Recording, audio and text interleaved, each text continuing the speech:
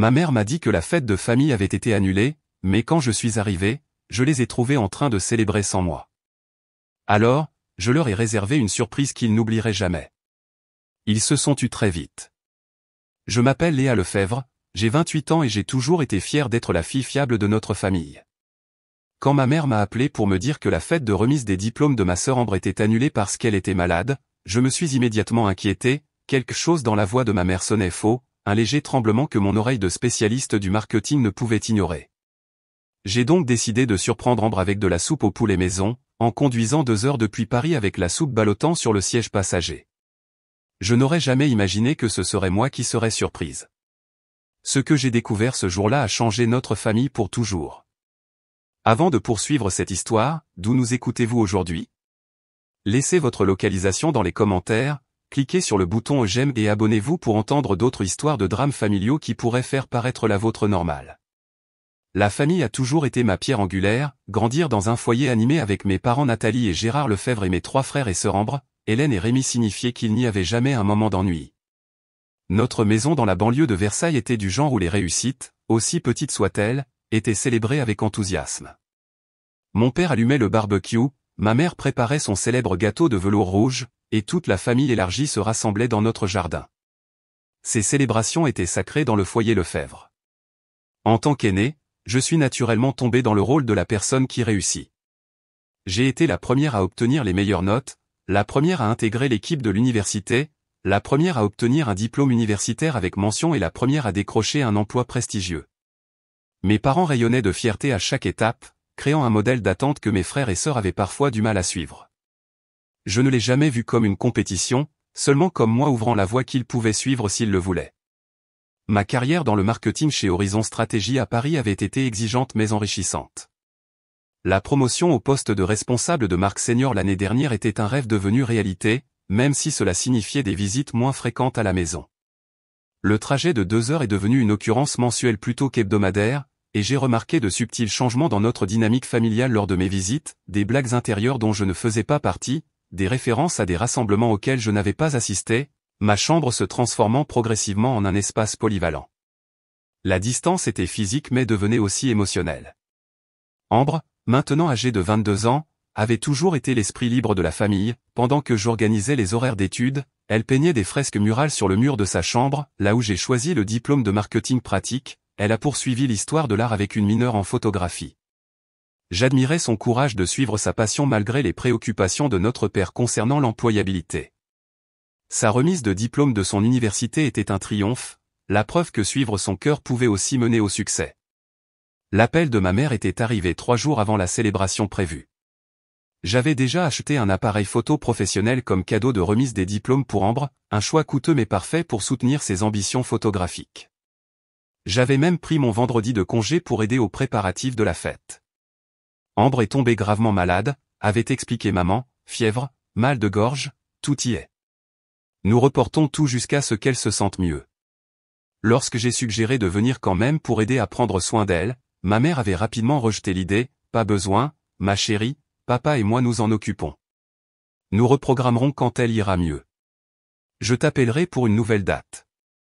Alors que je préparais la soupe au poulet dans mon appartement ce samedi matin, je me suis souvenu des jours de maladie de mon enfance.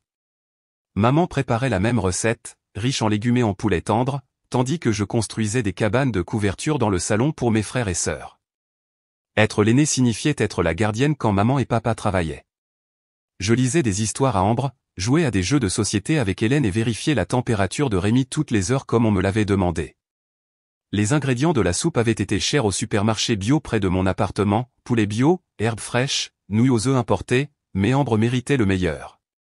J'ai soigneusement emballé le contenant, le rembourrant avec des torchons de cuisine dans un sac isotherme pour éviter les déversements pendant le trajet. Le voyage de Paris à notre maison familiale à Versailles me donnait habituellement le temps de décompresser du stress du travail, passant de la responsable marketing Léa à simplement Léa, le surnom que seule ma famille utilisait. Mais aujourd'hui, un sentiment d'inquiétude m'accompagnait. J'ai essayé d'appeler maman à nouveau, directement sur la messagerie vocale. Papa aussi. Même le téléphone d'Hélène est resté sans réponse. Seul Rémi, qui étudiait en Allemagne, a répondu à mon texto par un décontracté, j'espère qu'Ambre se sent mieux. Le soleil printanier baignait les rues familières de mon quartier d'enfance alors que je tournais dans l'allée des Cèdres. Le nœud dans mon estomac s'est resserré lorsque j'ai aperçu des voitures garées des deux côtés de la rue, le SUV de ma tante Catherine, le camion de mon oncle Paul, la Volkswagen jaune distinctive de ma cousine Raphaël, et au moins une douzaine d'autres véhicules appartenant à la famille et aux amis. Peut-être qu'ils étaient tous venus soutenir Ambre pendant sa maladie. Mais cela n'expliquait pas les ballons attachés à la boîte aux lettres, aux couleurs bleues et or de l'université, qui dansaient dans la brise de l'après-midi. Je me suis garé un pâté de maison plus loin, la seule place disponible, et je suis resté assise un instant, serrant le volant. La glacière à soupe était sur le siège passager, semblant soudainement inadéquate et naïve. Quelque chose n'allait pas du tout, ou plutôt, quelque chose allait très bien, mais sans moi. Le poids de la glacière à soupe tirait sur mon épaule alors que j'approchais de notre maison coloniale à 2 étages. Le son des rires et de la musique devenait plus fort à chaque pas, non pas l'atmosphère feutrée d'une maison avec un résident malade, mais le bourdonnement indéniable de la célébration. À travers la grande fenêtre en bail, j'aperçus des mouvements, des gens se mêlant, des verres levés dans ce qui semblait être un toast. Ma clé tourna dans la serrure avec le clic familier qui avait toujours signifié « Bienvenue à la maison », maintenant j'avais l'impression d'être une intruse.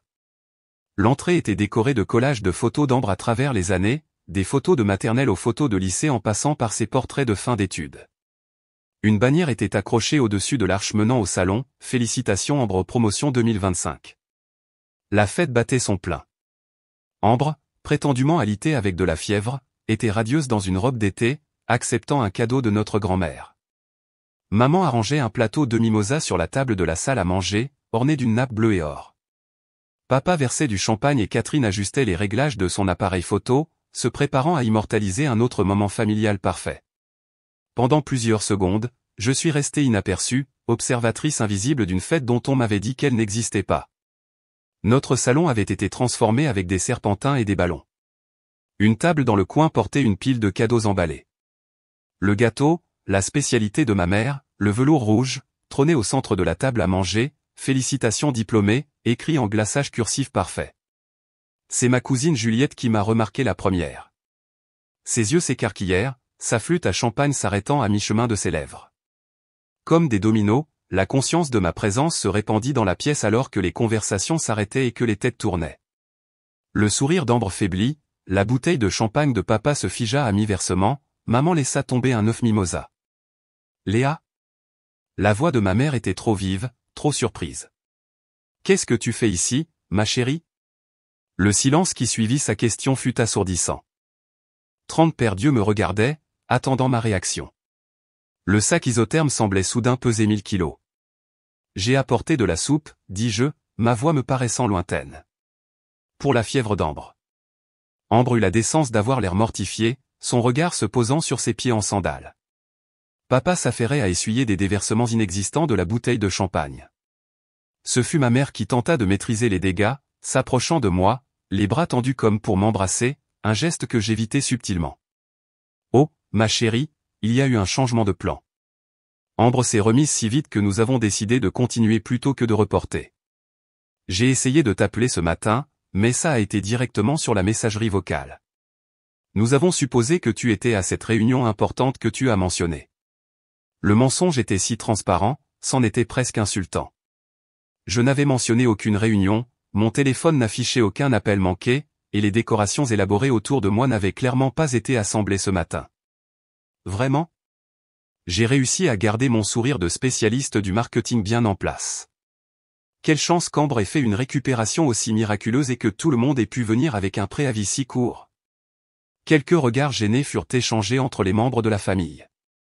Tante Catherine murmura quelque chose à oncle Paul, qui fronça les sourcils et secoua la tête. J'entendis distinctement son chuchotement, je t'avais dit qu'elle ne devrait pas le savoir.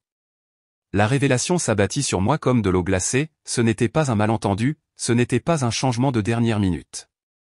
C'était délibéré. Il m'avait intentionnellement dit que la fête était annulée parce qu'il ne voulait pas que je sois là. Léa. Ambre s'avança, sa voix faible. Je suis vraiment contente que tu sois venue après tout. L'insincérité était palpable. Personne n'était content que je sois venu. J'avais perturbé leur fête parfaite, celle qu'ils avaient soigneusement planifiée pour m'exclure. Voulez-vous du champagne, proposa papa, visiblement désespérée de normaliser la situation. Nous sommes sur le point de porter un toast. J'ai besoin d'utiliser les toilettes, dis-je, posant la glacière à soupe sur la table d'entrée. Excusez-moi. Alors que je traversais la foule, les parents s'écartèrent comme la mer Rouge, offrant des sourires forcés et des bonjours maladroits. J'ai saisi des fragments de conversation chuchotés, je pensais qu'elle travaillait. Nathalie a dit qu'elle ne viendrait pas, toujours aussi intense. La salle de bain avait été mon refuge lors des rassemblements familiaux d'enfance, lorsque le bruit et le chaos devenaient accablants. Maintenant, j'ai verrouillé la porte derrière moi et je me suis appuyé contre elle, essayant de calmer ma respiration. Le visage dans le miroir semblait calme, mais mes yeux trahissaient la douleur qui bouillonnait à l'intérieur. Mon téléphone a vibré avec un texto d'Hélène, « Tu vas bien ? Je suis désolé. Désolé que j'ai découvert, ou désolé qu'il m'ait exclu en premier lieu. » Alors que je me jetais de l'eau froide sur le visage, mon téléphone a vibré à nouveau avec des notifications. Soudainement curieuse, j'ai ouvert mes applications de médias sociaux. Et là, la preuve que cette tromperie allait plus loin qu'une simple fête. Des stories Instagram d'Hélène montraient des dîners de famille des week-ends où on m'avait dit que tout le monde était occupé. Des publications Facebook de ma mère révélaient une journée de préparation de biscuits de Noël dont je n'avais jamais entendu parler. Même Rémi, d'Allemagne, avait été mis au courant via des appels vidéo lors de rassemblements dont je ne savais rien. La salle de bain semblait soudainement étouffante. J'avais besoin de réponses. J'avais besoin de comprendre pourquoi ma famille, les personnes que j'aimais le plus au monde, avaient décidé que j'étais quelqu'un qu'ils voulaient célébrer sans moi. Mes mains tremblaient légèrement alors que je faisais défiler d'autres publications sur les médias sociaux, chacune une nouvelle blessure au cœur. Mais c'est la notification d'un texto d'Ambre qui m'a vraiment démoli. Quand je l'ai ouverte, j'ai réalisé qu'elle m'avait accidentellement envoyé un message destiné à la discussion de groupe familial, un groupe dont je ne faisais évidemment pas partie. Est-ce que Léa est toujours dans la salle de bain? Qu'est-ce qu'on fait maintenant? Curieuse et de plus en plus blessée, j'ai cherché sur mon téléphone des conversations de groupe et je n'ai rien trouvé avec toute ma famille. Sur un coup de tête, j'ai ouvert le téléphone de ma mère, qu'elle avait laissé en charge dans la salle de bain, en utilisant le code qui n'avait pas changé depuis que j'étais au lycée, 1987, l'année où elle et papa s'étaient mariés. Il était là, famille Lefebvre, avec un emoji cœur. Tout le monde était inclus, sauf moi. J'ai fait défiler, les mains tremblantes.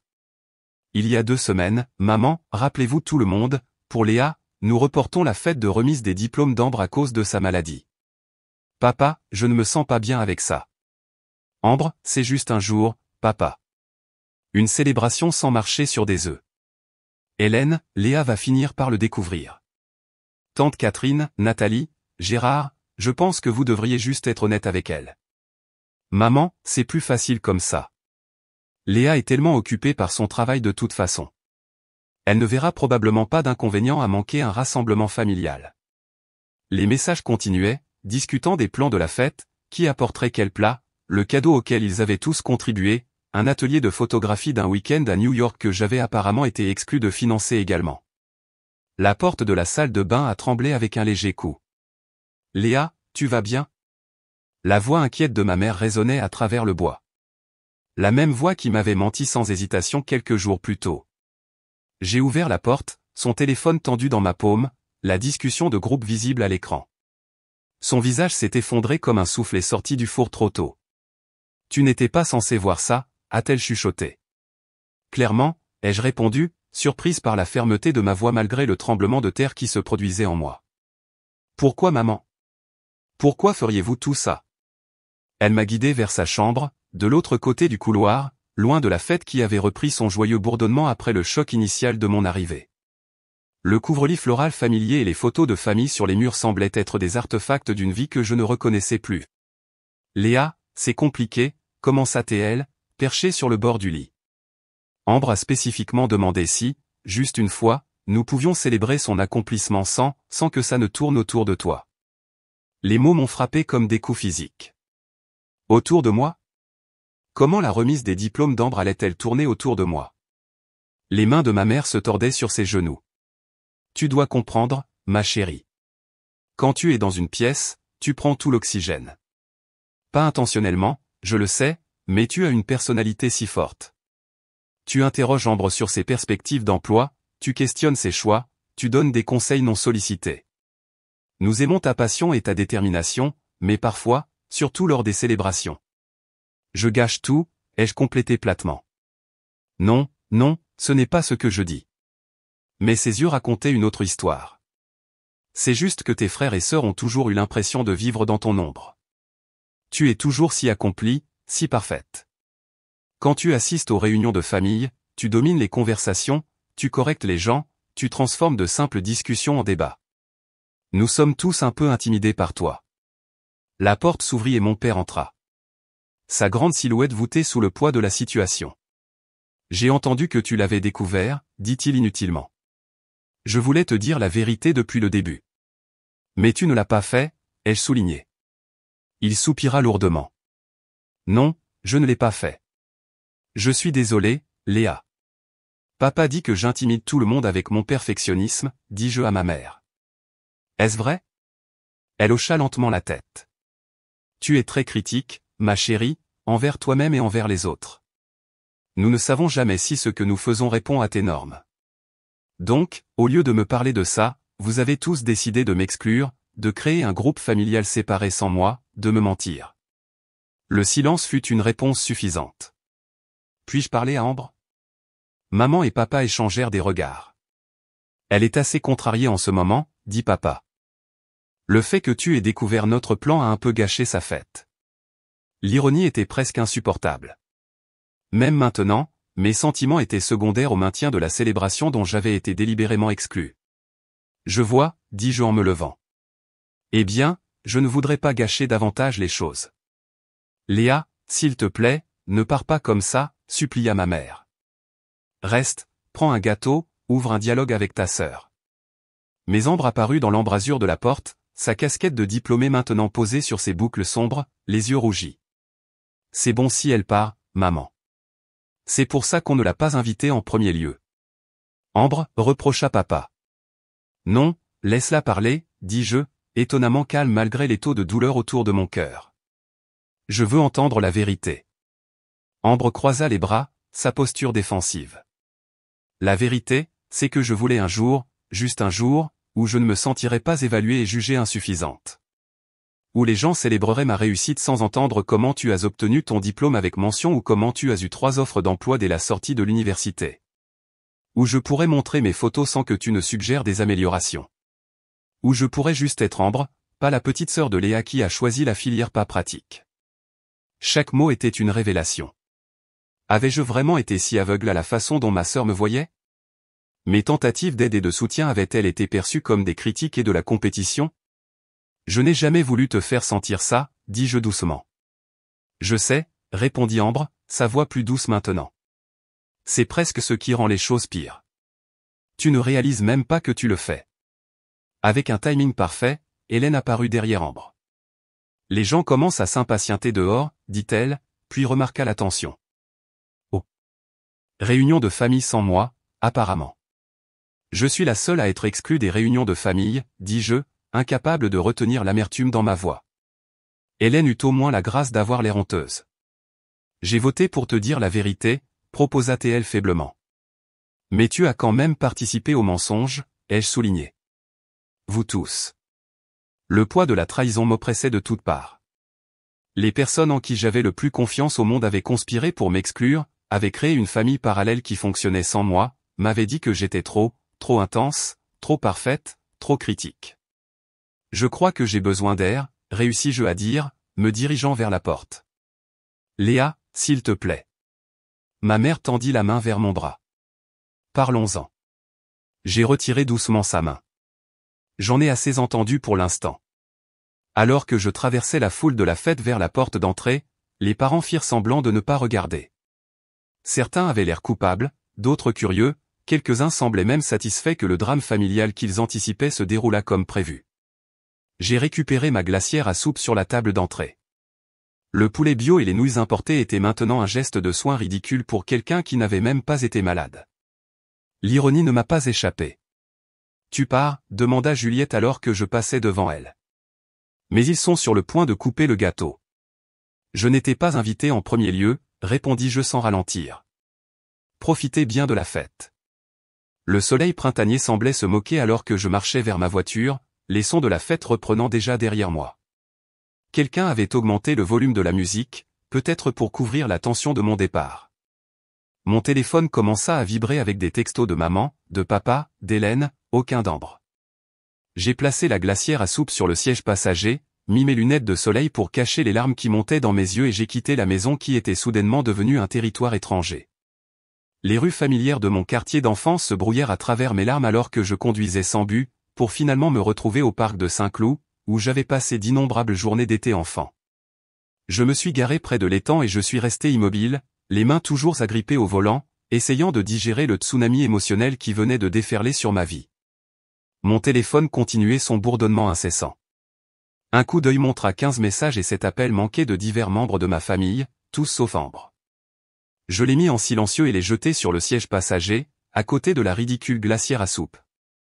Le soleil de l'après-midi filtrait à travers les arbres alors que je quittais enfin la voiture et me dirigeais vers un banc isolé surplombant l'eau. Cet endroit même avait été le témoin de tant de pique-niques familiaux Lefebvre, de célébrations d'anniversaire et de rassemblements du 14 juillet. Maintenant, il semblait être un territoire neutre où je pouvais lécher mes plaies en privé. Les révélations continuaient de me frapper par vagues, j'étais trop critique, je dominais les conversations, je faisais tout tourner autour de moi, j'intimidais ma famille, je projetais une ombre dont mes frères et sœurs ne pouvaient échapper.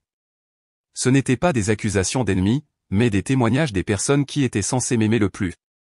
Avais-je vraiment été si aveugle? J'ai repensé à la remise des diplômes d'Ambre au lycée, il y a 4 ans. J'avais été si fier lorsqu'elle avait annoncé son acceptation à l'université avec une bourse. Avais-je éclipsé ce moment lorsque j'avais mentionné les événements de réseautage d'anciens élèves auxquels je pouvais la connecter, lorsque j'avais suggéré des cours qui compléteraient sa majeure en histoire de l'art avec des compétences plus pratiques? Un souvenir me vint à l'esprit, la fête de Thanksgiving il y a 2 ans. J'avais corrigé la façon dont papa racontait un fait historique pendant le dîner. Cela avait semblé inoffensif, juste remettre les pendules à l'heure, mais maintenant je me souvenais comment la conversation était morte après, comment il avait arrêté son histoire au milieu d'une phrase. Puis il y a eu le 25e anniversaire d'Hélène l'année dernière. J'avais aidé maman à le planifier, prenant en charge les décorations et les activités. Je pensais être utile, mais avais-je réellement détourné la célébration? Mes suggestions d'une dégustation de vin sophistiqué au lieu de la soirée bowling qu'Hélène voulait initialement avaient-elles été un autre exemple d'imposition de mes normes? Même les petites interactions prenaient un nouveau sens, la façon dont les conversations s'arrêtaient parfois quand j'entrais dans une pièce, comment mes frères et sœurs échangeaient des regards quand j'offrais des conseils, le sourire contraint de ma mère quand je réorganisais ses placards de cuisine plus efficacement lors de mes visites. Mon téléphone a de nouveau vibré avec un texto, celui-ci de Rémi, qui avait apparemment été informé de la situation depuis son programme d'études en Allemagne. Qu'est-ce qui s'est passé? Maman panique. Contrairement aux autres, j'ai ouvert son message et j'ai répondu, ils ont organisé une fête de remise des diplômes pour Ambre après m'avoir dit qu'elle était annulée. Apparemment, je suis trop intense pour être incluse dans les fonctions familiales maintenant. Sa réponse est venue rapidement, quoi? Je t'appelle. Quand le téléphone a sonné, j'ai répondu d'une voix larmoyante, salut Léa. Je n'en savais rien. La voix de Rémi était claire malgré la connexion internationale. Je savais pour la fête, mais maman m'a dit que tu ne pouvais pas venir à cause du travail. Un autre mensonge, dis-je platement. Ils ont toute une discussion de groupe familial séparé sans moi, Rémi. Ils ont des rassemblements et ne me le disent pas depuis des mois. Il est resté silencieux un instant. J'ai été inclus dans ces appels et ces discussions depuis l'Allemagne, mais je n'avais aucune idée que tu étais délibérément exclu. C'est n'importe quoi. Pourquoi ne m'as-tu jamais mentionné ces rassemblements, ai-je demandé. Son hésitation en disait long. Je suppose que je pensais que tu savais et que tu étais juste trop occupé ou pas intéressé. Pas intéressé par la famille? Quand ai-je jamais donné cette impression? Rémi soupira. Écoute, Léa, tu es ma grande sœur et je t'aime, mais tu peux parfois être beaucoup. Toi aussi, grognai-je. Je suis juste honnête. Tu as toujours été la star de la famille, la plus intelligente, la plus réussie, celle qui a toutes les réponses. As-tu une idée de ce que c'est de grandir en tant que ton petit frère? Les professeurs disent constamment, oh, vous êtes le frère de Léa Lefebvre, c'était une élève tellement exceptionnelle. La douleur dans sa voix était indubitable et douloureusement familière, le même ton qu'Ambre avait utilisé. Mais ce n'est pas ma faute, protestai-je faiblement. Non, ce n'est pas ta faute, admis-il. Mais la façon dont tu le gères pourrait l'être. Tu es toujours en train de réparer, toujours en train d'améliorer, toujours en train de pousser. Parfois, nous voulons juste être acceptés tels que nous sommes, avec nos défauts et tout. Donc, votre solution était de créer une famille parallèle sans moi, de mentir et de m'exclure? Je ne savais pas qu'il faisait ça, insista-t-il. C'était mal et je l'aurais dit. Mais Léa, peux-tu essayer de comprendre pourquoi Ambre aurait pu vouloir une célébration qui n'était pas filtrée par ton optique de perfection? La question resta suspendue entre nous, me forçant à affronter des vérités inconfortables. Mes tentatives d'aide avaient-elles réellement été perçues comme des critiques? Mes réalisations étaient-elles devenues un fardeau pour ceux que j'aimais le plus? Je ne sais pas quoi faire avec ça, Rémi, admis-je en regardant une famille de canards glisser sur la surface de l'étang. Je me sens trahie et incomprise, et comme si je ne savais plus qui je suis. Tu es toujours Léa, dit-il doucement. Tu découvres juste que la façon dont tu te vois n'est pas exactement la façon dont les autres te voient. C'est difficile, mais c'est aussi une opportunité. Une opportunité de quoi? De croissance. De connexion. De vraie compréhension. Il fit une pause. Écoute, ce qu'ils ont fait était mal, complètement mal. Mais peut-être qu'au lieu de couper les ponts ou de les affronter, tu pourrais utiliser cela comme une chance de réinitialiser la dynamique familiale. Après que nous ayons raccroché, je suis restée assise à regarder les canards, examinant mes options. Je pouvais retourner à Paris, couper ma famille et panser mes plaies en privé. Je pouvais retourner à la fête et faire une scène, m'assurant que tout le monde sache à quel point j'étais blessé. Ou je pouvais trouver une autre voie, une réponse qu'ils n'attendaient pas. Le soleil se couchait quand j'ai pris ma décision. Je me suis enregistré dans un hôtel près de la maison de mes parents, pas prête à faire les 2 heures de route jusqu'à Paris dans mon état émotionnel. J'ai appelé ma meilleure amie Diane, qui a écouté avec une indignation appropriée mon histoire, mais a ensuite posé la question que j'évitais, as-tu déjà envisagé qu'il puisse y avoir une part de vérité dans ce qu'ils disent? Diane, soupirai-je en m'effondrant sur le lit de l'hôtel. Je suis ta meilleure amie, Léa, ce qui signifie que je te dis la vérité, même quand ça fait mal. Tu es brillante et déterminée et passionnée par tout ce que tu fais, mais parfois, et je le dis avec amour, tu peux être un peu un rouleau compresseur. Un rouleau compresseur? Sérieusement? Rappelle-toi ma pendaison de crémaillère. Tu as réorganisé toute ma bibliothèque en m'aidant à installer les choses, puis tu as expliqué à mes autres invités pourquoi ton système était plus logique. Le souvenir m'a fait frissonner. J'essayais juste d'aider. Je sais que tu essayais. Tu essaies toujours d'aider. Mais parfois, l'aide n'est pas ce que les gens veulent. Parfois, ils veulent juste des cadeaux sans suggestion d'amélioration.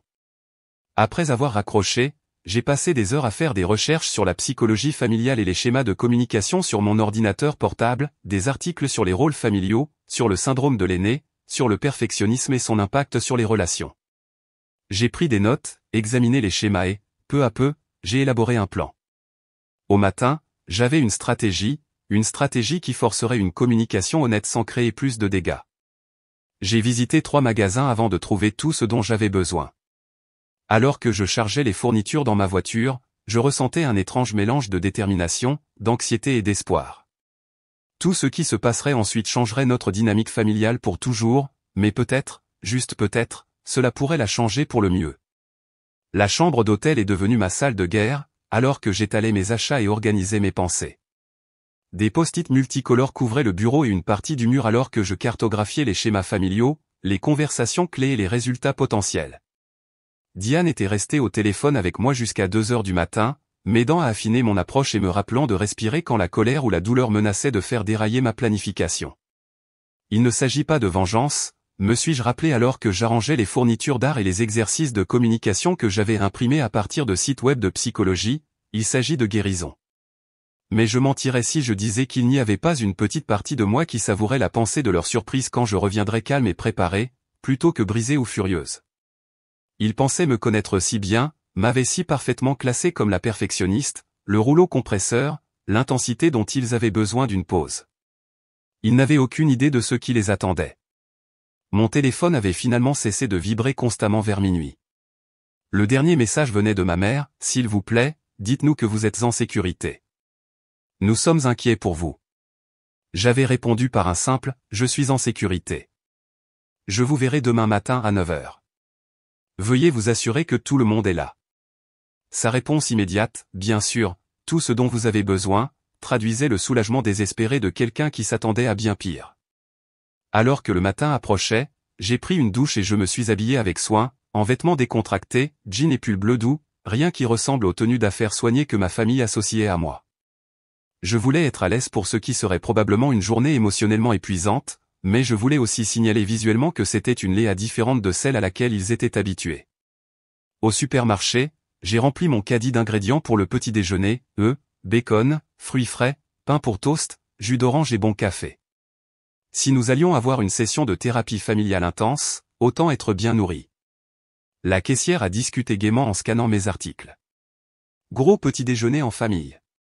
Quelque chose comme ça, ai-je répondu. Plutôt une intervention familiale, en fait. Elle a eu l'air surprise, puis a ri, supposant que je plaisantais. Eh bien, le bacon rend tout meilleur. Espérons-le, ai-je murmuré en glissant ma carte de crédit. Alors que je conduisais sur le chemin familier de la maison de mes parents, je répétais ce que j'allais dire, essayant de trouver des mots qui exprimeraient ma douleur sans attaquer, qui reconnaîtraient leur perspective tout en me défendant.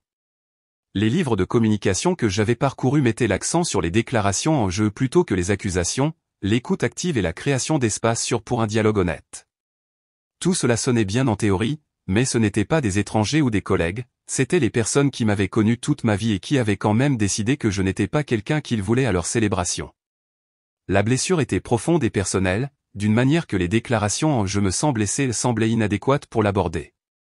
La rue était calme lorsque je me suis arrêté devant la maison à précisément 9 heures du matin. Seules les voitures familiales restaient dans l'allée, les invités de la fête étaient partis depuis longtemps. J'ai rassemblé mes sacs de nourriture et de fournitures, j'ai pris une profonde inspiration et j'ai approché la porte d'entrée. Cette fois, j'ai sonné à la porte au lieu d'utiliser ma clé, un petit choix, mais délibéré, pour reconnaître que je n'étais plus sûr de ma place dans cette maison. Maman a ouvert la porte, son visage montrant des signes d'une nuit sans sommeil. Léa, a-t-elle soufflé en se dirigeant pour me serrer dans ses bras. J'ai reculé légèrement, déplaçant mes sacs. J'ai besoin de mettre ça dans la cuisine. Ses bras sont tombés. Bien sûr. Elle s'est écartée, me permettant d'entrer. La maison avait été nettoyée, toute preuve de la fête d'hier effacée, à l'exception d'un vase de fleurs de félicitations sur la table du hall. J'entendais des voix étouffées venant de la cuisine, la famille était réunie comme demandé. L'énergie nerveuse était palpable. Alors que j'entrais, papa était assis à la table de la cuisine, une tasse de café refroidissant, intacte devant lui. Ambre occupait un tabouret au comptoir, les yeux rouges et gonflés. Hélène était appuyée contre le réfrigérateur, les bras croisés de manière défensive. Ils levèrent tous les yeux en me voyant entrer, les conversations s'arrêtant au milieu d'une phrase. « Bonjour », dis-je, ma voix ferme alors que je posais mes sacs sur le comptoir. J'ai apporté le petit déjeuner. Ils échangèrent des regards confus, s'attendant clairement à une confrontation ou à une tentative de réconciliation larmoyante, pas à des sacs d'épicerie et à mon ton soigneusement neutre. « Léa, nous devons parler d'hier », commença papa. « Nous le ferons », l'assurai-je en déballant les œufs et le bacon. « Mais d'abord, nous allons manger. Puis nous allons faire quelque chose d'important ensemble. »« Qu'est-ce qu'on va faire ?» demanda Hélène prudemment. J'ai sorti les fournitures d'art, les fiches de communication et les exercices de thérapie familiale que j'avais imprimés. Nous allons avoir une conversation honnête. Peut-être pour la première fois. Leurs expressions allaient du scepticisme à l'appréhension, et dans le cas d'Ambre, à quelque chose qui ressemblait presque à du soulagement. J'ai besoin que vous me promettiez tous quelque chose, continuai-je, rencontrant chaque père Dieu directement. Pendant les prochaines heures, nous serons complètement honnêtes les uns avec les autres. Pas de retenue pour épargner les sentiments, pas de fuite quand ça devient difficile, pas d'esquive par l'humour ou de changement de sujet. Pouvez-vous faire ça? Le silence s'étira inconfortablement avant que papa ne hoche enfin la tête. Oui, nous pouvons faire ça. Un par un, les autres acceptèrent. Nous avons travaillé ensemble pour préparer le petit déjeuner, une étrange danse silencieuse de passage d'ustensiles et d'ingrédients. La routine familière de la cuisine offrait un répit temporaire à la tension, une activité neutre pour occuper nos mains pendant que nos esprits couraient avec des pensées inexprimées. Alors que nous nous asseyions pour manger, j'ai placé une pile de fiches colorées au centre de la table. Nous allons commencer simplement, expliquai-je.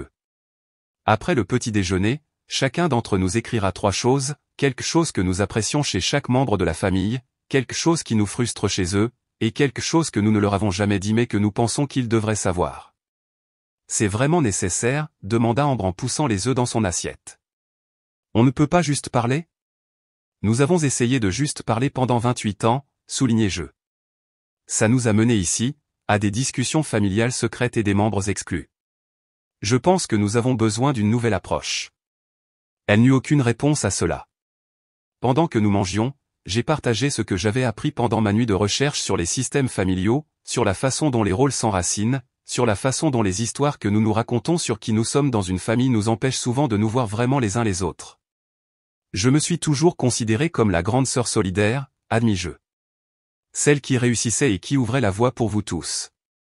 Il ne m'est jamais venu à l'esprit que vous pourriez me voir comme critique ou accablante. Je fis une pause, vulnérable dans mon honnêteté. C'est en partie pourquoi hier a tant fait mal. Ce n'était pas seulement d'être exclu, c'était de réaliser que l'histoire que je me racontais sur ma place dans cette famille est complètement différente de la façon dont vous tous me voyez. Ma mère tendit la main à travers la table et serra ma main. Nous t'aimons, Léa. Ça n'a jamais été mis en question. L'amour ne suffit pas, répondis-je doucement. Pas si nous ne pouvons pas être honnêtes les uns avec les autres. Pas si certains d'entre vous sentent qu'ils ont besoin de protection contre moi.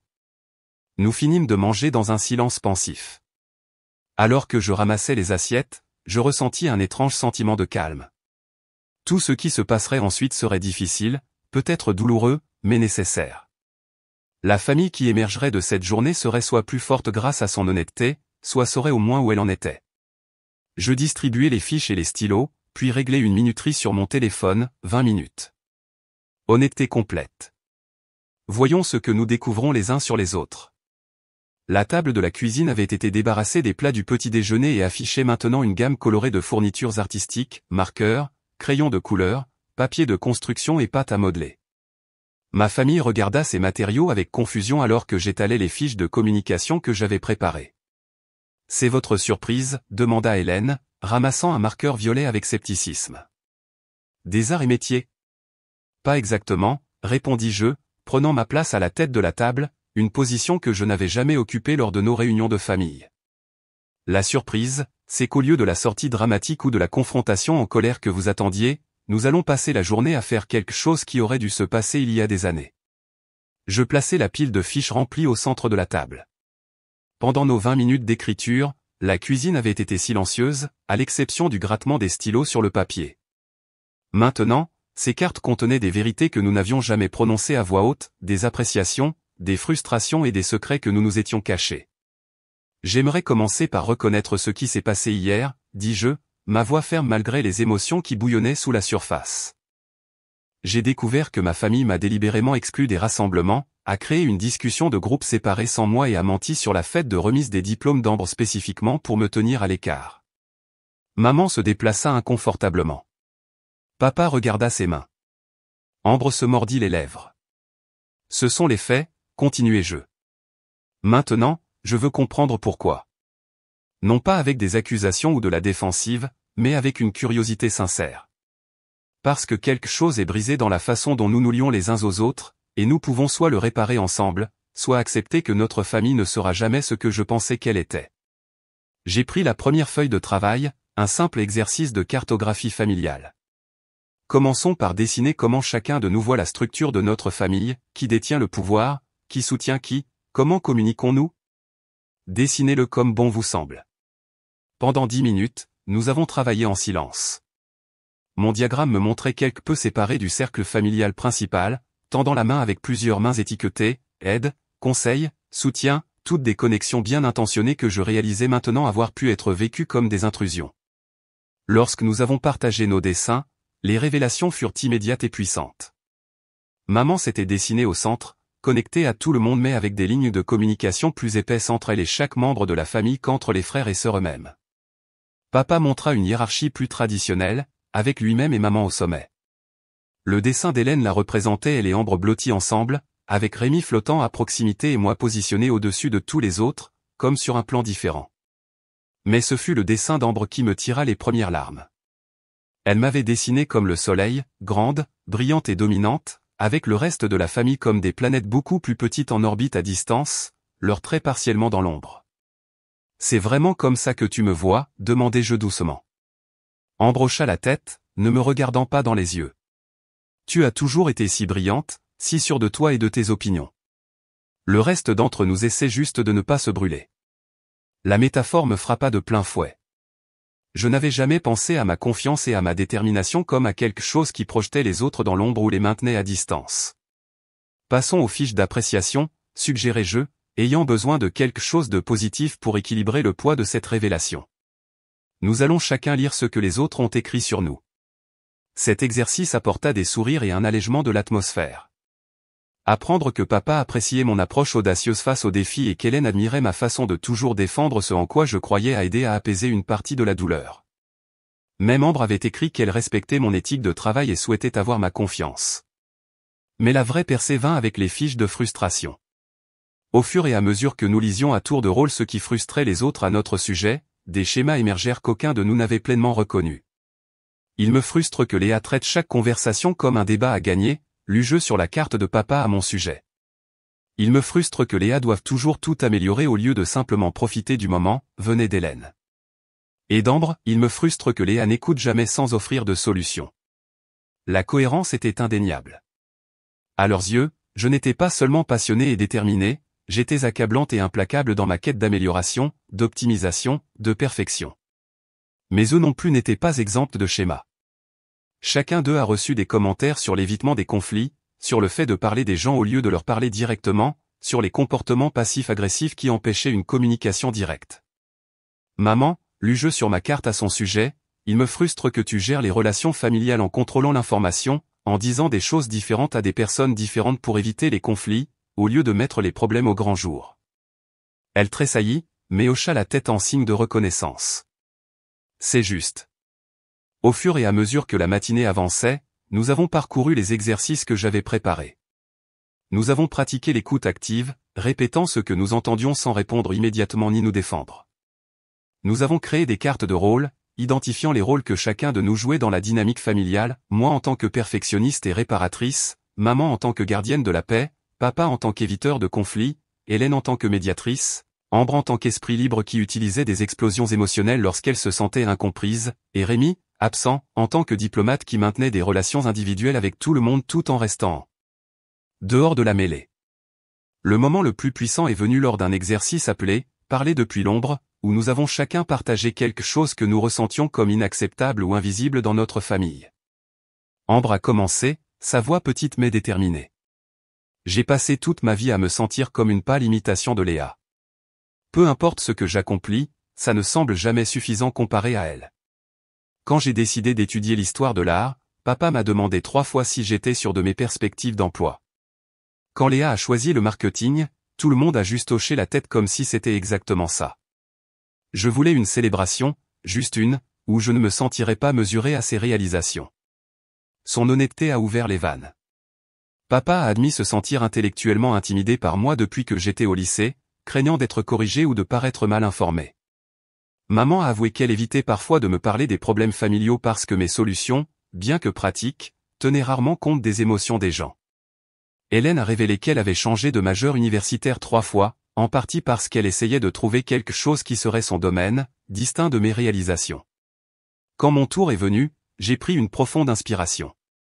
Je me suis toujours senti comme la bête de somme de la famille, valorisé pour ce que je contribue, pour résoudre des problèmes, pour atteindre des jalons, mais pas nécessairement pour qui je suis. Je me suis poussé à exceller parce que cela semblait être mon rôle, ma valeur. Et maintenant, j'apprends que les choses mêmes que je pensais me rendre utile à cette famille sont celles qui vous donnent envie de m'exclure. Les larmes que je retenais ont finalement coulé.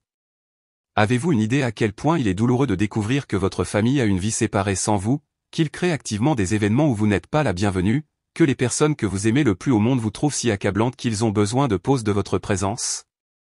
Personne n'a parlé, mais ma mère a tendu la main à travers la table. Cette fois, je n'ai pas retiré ma main. Je ne suis pas parfaite, continuai-je en essuyant mes yeux. Je suis déterminée et intense, et oui, parfois je passe outre les sentiments des gens dans ma hâte de résoudre les problèmes. Mais je méritais mieux que des mensonges et de l'exclusion. Nous méritions tous mieux que la dynamique que nous avons créée. Au milieu de l'après-midi, la table de la cuisine était couverte de fiches, de cartes, de dessins et de mouchoirs. Nous étions émotionnellement épuisés, mais avions atteint une nouvelle compréhension de notre système familial. La vérité, aussi douloureuse fût-elle, avait enfin été prononcée à voix haute. Alors, et maintenant, demanda papa, sa voix rendue rauque par des heures de conversation difficiles. J'ai rassemblé les fiches de contrat de changement que j'avais préparées. Maintenant, nous prenons des engagements les uns envers les autres, des comportements spécifiques sur lesquels chacun travaillera, des limites que nous respecterons et de nouvelles façons de communiquer. Et nous nous engageons à nous tenir mutuellement responsables avec amour, pas avec punition ou exclusion. Alors que nous remplissions nos feuilles d'engagement, j'ai réalisé que cela, cette journée honnête, crue, difficile, était la vraie surprise que je leur avais apportée.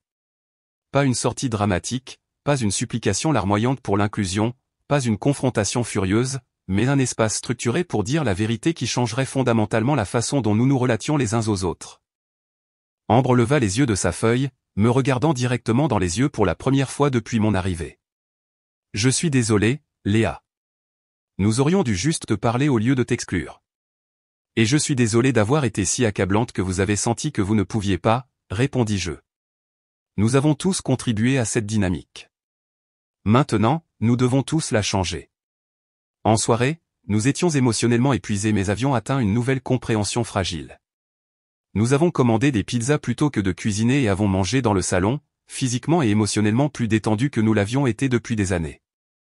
Nous n'étions pas réparés, loin de là, mais nous nous étions enfin vus clairement, peut-être pour la première fois. Alors que je me préparais à partir, Ambre s'approcha de moi avec un sourire hésitant. « Viendras-tu à ma fête de remise des diplômes reprogrammée le week-end prochain ? Une vraie, avec toi incluse dès le début ? J'aimerais ça, dis-je en la serrant doucement dans mes bras. Et je promets de juste te célébrer. Pas de conseils, pas d'amélioration, pas de prise de contrôle. Elle me serra en retour. Et je promets de te dire directement si je me sens éclipsé, au lieu de t'exclure. Ce n'était pas une résolution parfaite, la vraie guérison familiale ne l'est jamais, mais c'était un début honnête, et c'était la plus grande surprise de toutes. 2 mois après ce que nous appelons maintenant l'intervention, je me suis retrouvé de retour chez mes parents pour la célébration de remise des diplômes reprogrammés d'Ambre.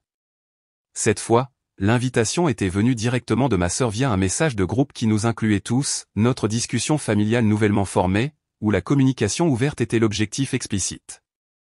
Le jardin était décoré simplement mais magnifiquement, des guirlandes lumineuses pendaient aux arbres, créant une lueur chaleureuse à l'approche du soir. Une table exposait le portfolio photographique d'Ambre à côté de son diplôme. L'atmosphère était détendue, un contraste frappant avec l'événement tendu et surproduit que j'avais interrompu des mois plus tôt. Tu es venu, m'accueillit Ambre avec un sourire sincère, acceptant mon étreinte sans la raideur qui avait caractérisé nos interactions pendant des années. Je n'aurais pas manqué ça, répondis-je en lui tendant un paquet soigneusement emballé. Félicitations, vraiment. Elle l'ouvrit et découvrit un journal relié en cuir. À l'intérieur, j'avais écrit un message simple, pour capturer tes pensées, ainsi que tes images. Ta perspective compte, toujours. Avec amour, Léa. Pas d'accessoires photo fantaisie ou de conseils de carrière, taquina-t-elle, mais ses yeux étaient chaleureux. Non. Juste quelque chose pour soutenir ton chemin, où qu'il te mène. Nous avions toutes deux travaillé sur nos engagements de l'intervention. Pour moi, cela signifiait consciemment prendre du recul, poser des questions au lieu d'offrir des solutions, et reconnaître quand mon aide n'était pas utile. Pour Ambre, cela signifiait une communication directe au lieu d'un retrait rancunier et la reconnaissance de son propre rôle dans notre dynamique. Ma mère s'approcha avec un plateau d'amuse-gueule. Goûte ça, Léa. J'ai suivi cette recette, mais j'ai ajouté ma touche avec l'assaisonnement. Ce petit commentaire représentait une croissance significative, ma mère reconnaissant mon apport tout en affirmant sa propre créativité, moi acceptant son adaptation sans suggérer d'amélioration. Petit pas, mais significatif. Les 2 derniers mois avaient été remplis de tels moments, alors que nous réécrivions collectivement notre scénario familial. Les conversations individuelles avaient été particulièrement importantes pour guérir des relations spécifiques. Avec papa, j'avais eu une révélation lors d'une matinée passée à réparer sa voiture ensemble.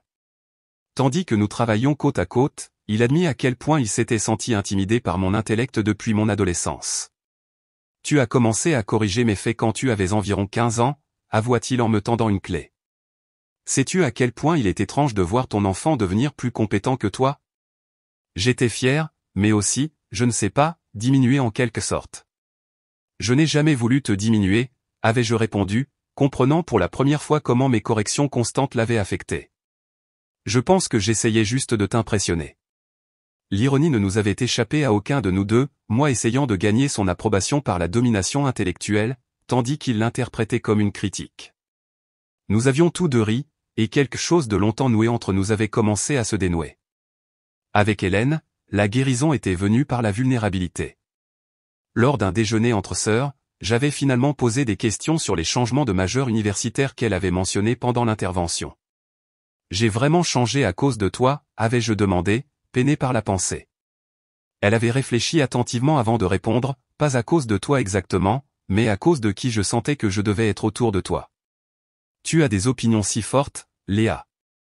Quand j'ai choisi l'administration des affaires, tu m'as immédiatement envoyé des articles sur les concentrations qui avaient les meilleures perspectives d'emploi.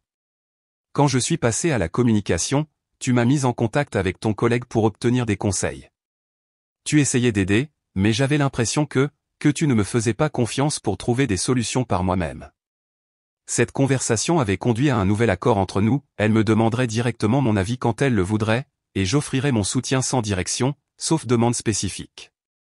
Même Rémi, de retour d'Allemagne, avait été intégré à notre processus de guérison par le biais d'appels vidéo et de sa propre visite le mois dernier.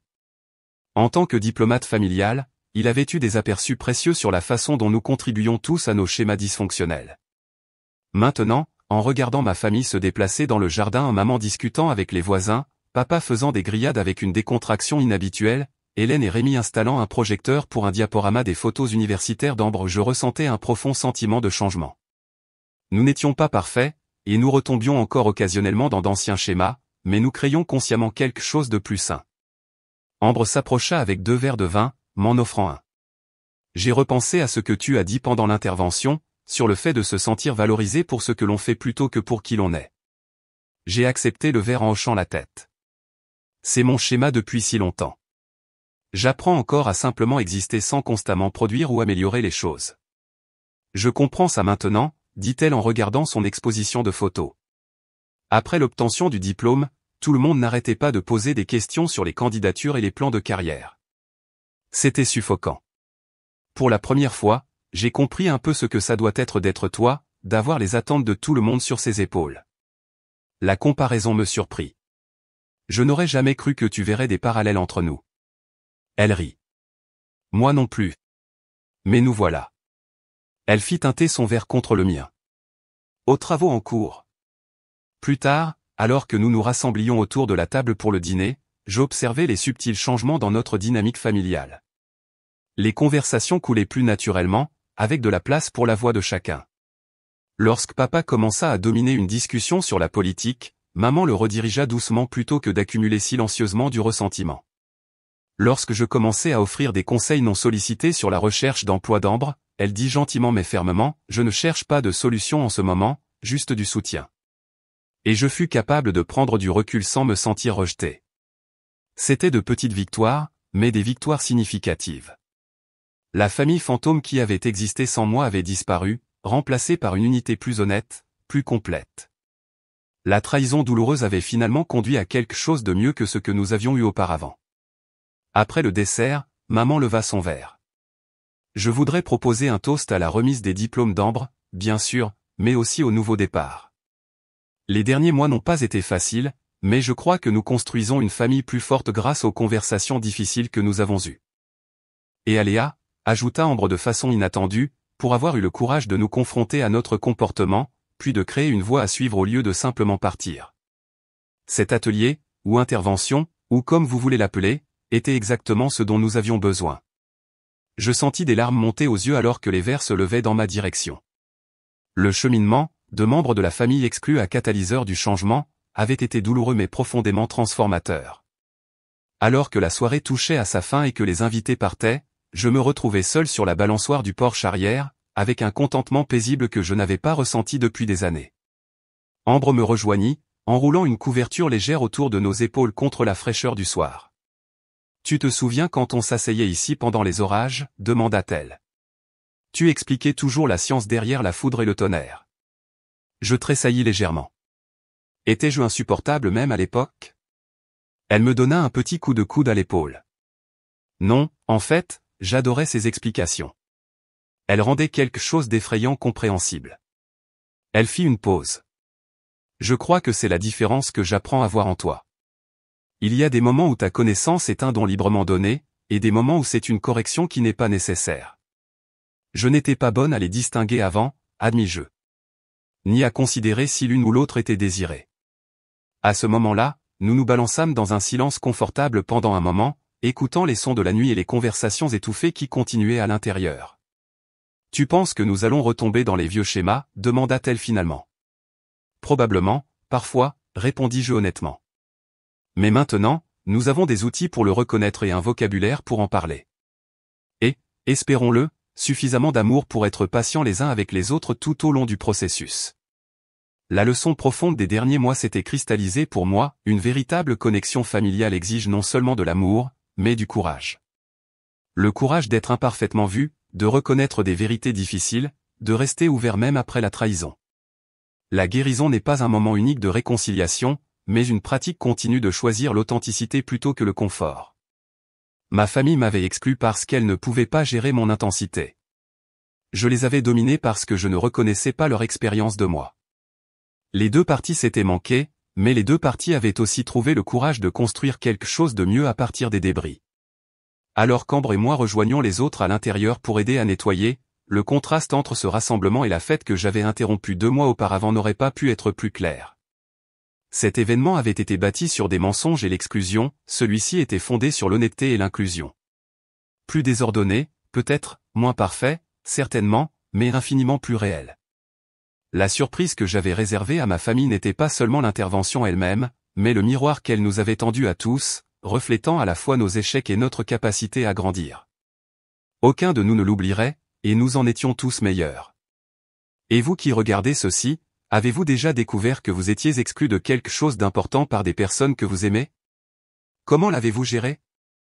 Parfois, les trahisons les plus douloureuses deviennent des catalyseurs de croissance nécessaires, si nous répondons avec courage plutôt qu'avec juste de la colère. Partagez vos expériences dans les commentaires ci-dessous, et n'oubliez pas d'aimer et de vous abonner si cette histoire a résonné en vous.